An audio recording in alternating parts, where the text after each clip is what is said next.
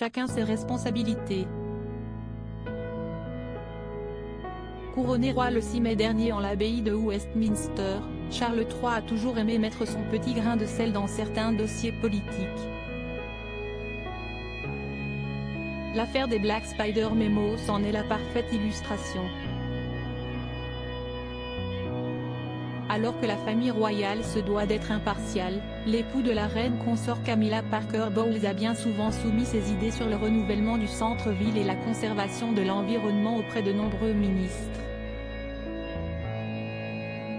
Des lettres jugées trop directives qui ont agacé Margaret Thatcher, au cœur d'un documentaire diffusé ce mardi 13 juin sur Arte. Thatcher avait toujours le sentiment que le prince avait utilisé à la fois son statut et sa position morale élevée pour la pousser dans un coin, a révélé Howard Hodgson dans les colonnes du Télégraphe. Et d'ajouter, elle n'était pas contente que le prince Charles exploite son portefeuille politique. Irritée par l'intrusion du père des princes Harry et William, celle qui a été la locataire du 10 Downing Street de 1979 à 1980 a préféré ignorer les lettres de ce dernier. Margaret a toujours été à la fois un peu méfiante et irritée par Charles, a confié un ancien membre du cabinet de la première ministre. Avant de poursuivre, elle souhaitait que Charles garde son nez à l'écart et s'en tienne à couper des rubans.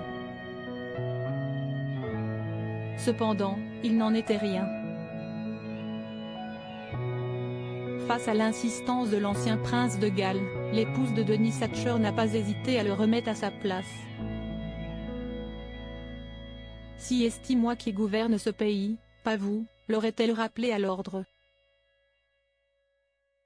L'entente était loin d'être cordiale entre Margaret Thatcher et Charles III.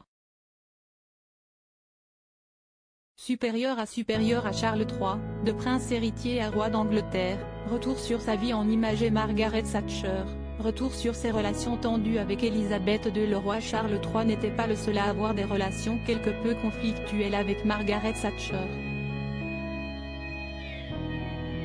En effet, l'ancienne première ministre a bien souvent eu de nombreux différends avec la reine Elisabeth II. Au-delà de leurs divergences politiques, la fille de George VI et la chef de gouvernement différaient de par leur personnalité. Si est ce qu'a dévoilé un documentaire The Queen and Her Prime Minister, La Reine et ses premiers ministres, en français, réalisé en 2012 et disponible sur Amazon Prime. Le narrateur du film a ainsi qualifié leur relation de parfois délicate. La reine Elisabeth II aurait d'ailleurs plusieurs fois joué avec les nerfs de la Dame de Fer.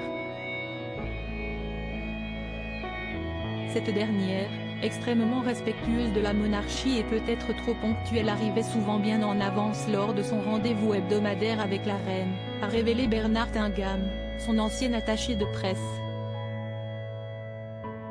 Problème, sa déférence exagérée irritait la monarque britannique.